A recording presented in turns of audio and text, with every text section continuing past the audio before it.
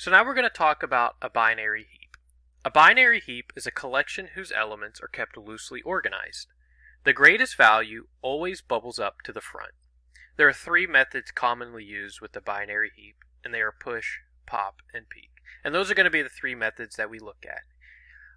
So let's start by bringing in a binary heap into our scope by calling standard collections binary heap.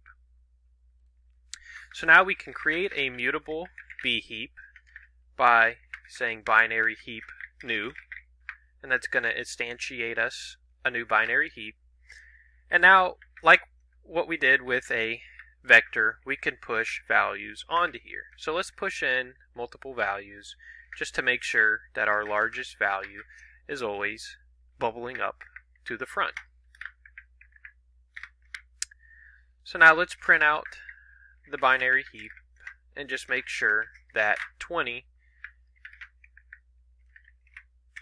is at the front. And that's exactly what we got. Awesome. So the behavior is working as expected.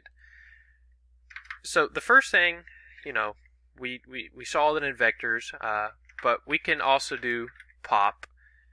And what this is going to do is it's going to take off the value at the front. So if we run it again, we expect 20 to be gone, but now we expect 18 to be at the front, which is great because that's exactly what we got after doing it. But one method that we can use is called peek. And what peek is going to do is very similar to pop, but instead of us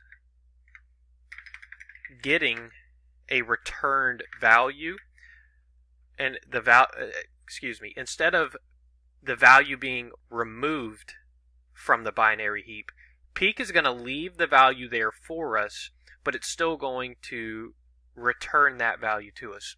So when I run this now, I expect 18 to be returned.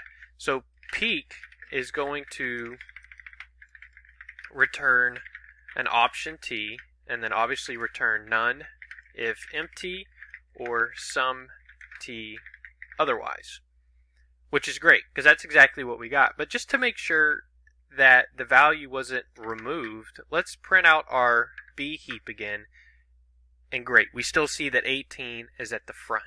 So again, the difference between peek and pop is that peek is going to leave the value inside the binary heap, whereas pop is going to actually remove the value and return it to us.